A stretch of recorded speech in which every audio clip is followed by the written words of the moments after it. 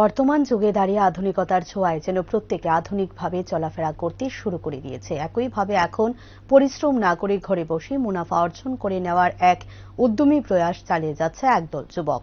আর তাতেই যেন হঠাৎ প্রতারণার শিকার হতে হয় তাদের।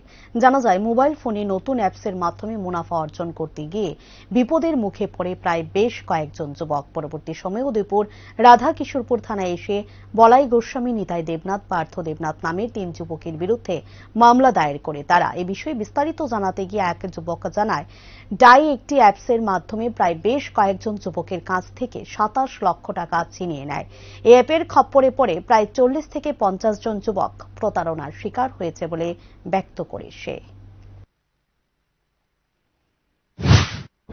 তোমরা কি কারণে আজকে থানাতে সবাই জড়ো হয়েছো? মূলত 766096 আমরা আমাদের একটা অ্যাপ, যে টাকাটা ছিল একটা অ্যাপ আছিল আর কি, DAI, এটার মাধ্যমে আমরা থেকে প্রায় 27 লক্ষ টাকার মতো কাটতে নিছে। আমরা উদয়পুর ডিস্ট্রিক্টের থেকে, আদারওয়াইজ আরো কিছু ডিস্ট্রিক্ট আছে, তারা তো কাটতে নিছে।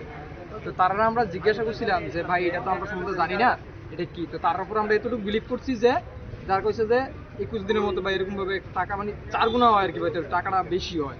তো তারার মতো কইতেছে যে এটা তোমরা বিলিভ করতে পারো। আমরা তো এরকম বিলিভ করছি যে এটা সত্যি। আমরা লগের বন্ধু বান্ধব বা হেরা ট্রেন টানার মতো আর কি আরেকজন আছে।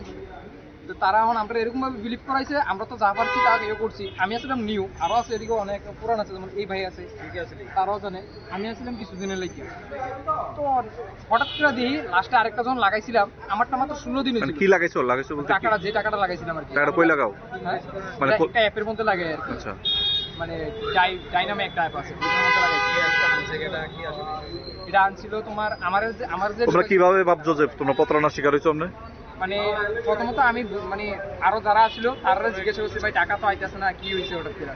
তো তারা কইতেছে যে হয়তো এটা গেছে গা। তাই আমি তো এটা সম্বন্ধে জানি না, এটা তো নতুন একটা অ্যাপ, কি আছে এটা ব্যবহার করছে। তারপর তো তারা কইতেছে গেছে গা, এটাতে আমি তো আর এটাই বিলিভ, তারপর তো বিলিভ করছি যে এটা গেছে। অটোমেটিকলি টাকা উইথড্র দিলে টাকা আয় না। আমি দুজনকে চিনি, বলাই সায়ন নামে একজন আছে, তারা টেপানিয়া বলাই টাইটেল নামে যারা আছে তারা জানতো। এই বিষয় নিয়ে কি কারো নামে কি মামলা করা হয়েছে? কারো নামে কি এখনো পর্যন্ত মামলা করা হয়েছে? মামলা তো 3 জনের নামে হয়েছে। একজন হচ্ছে বলাই গোস্বামী, সায়ন দেবনাথ, পার্থ দেবনাথ।